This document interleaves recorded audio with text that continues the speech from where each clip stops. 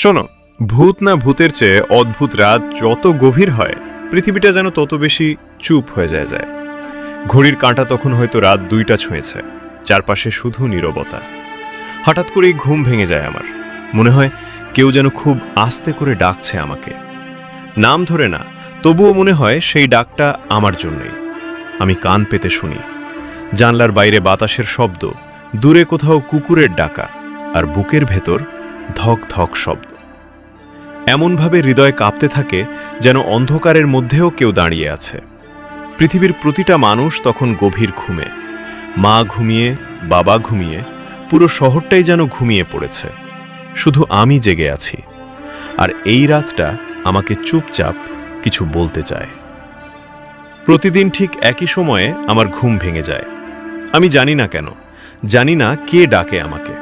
কখনো মনে হয় এটা শুধু মনের ভুল, আবার কখনো মনে হয় মানুষের ভেতরেও একটা অন্ধকার জগৎ আছে, যেখানে জমেতে থাকে ভয়, একাকিত্ব আর না বলা কষ্টগুলো। হয়তো সেই কষ্টগুলোই মাঝরাতে আমাদের ডাকতে আসে, কারণ দিনের বেলায় আমরা খুব ব্যস্ত থাকি, হাসি, কথা বলি, মানুষের সাথে মিশে যাই। কিন্তু রাত হলেই মানুষ একা হয়ে যায়, নিজের সাথে একা। আর তখন মনের ভেতরে লুকিয়ে থাকা ভয়গুলো জেগে ওঠে।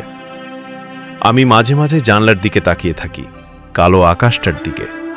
মনে হয় কেউ যেন আমাকে দেখছে, কিন্তু সত্যি বলতে হয়তো কেউ না। হয়তো এটা শুধু আমার ক্লান্ত মন যে একটু শান্তি খুঁজছে। তবুও ভয় লাগে, কারণ অন্ধকার শুধু বাইরে না, কিছু অন্ধকার মানুষের মনেও থাকে। আর সেই অন্ধকারই মাঝরাতে ফিস ফিস করে বলে, তুমি একা। কিন্তু একটা কথা জানো, যে মানুষ রাতের ভয়কে জয় করতে পারে, সে জীবনের বড় বড় অন্ধকারকেও হারাতে পারে। তাই যদি কোনো রাতে তোমারও হঠাৎ ঘুম ভেঙে যায় আর মনে হয় কেউ ডাকছে তোমাকে, তাহলে ভয় পেও না, কারণ কখনো কখনো আমাদের সবচেয়ে বড় ভয়টা কোনো ভূত না, আমাদের নিজের মন। আর সেই মনকে শান্ত করতে পারলেই অন্ধকার রাতও একদিন শান্ত হয়ে যায়। আর আমার নতুন অপ্রকাশিত শব্দ চ্যানেলটাকে অবশ্যই সাবস্ক্রাইব করবেন।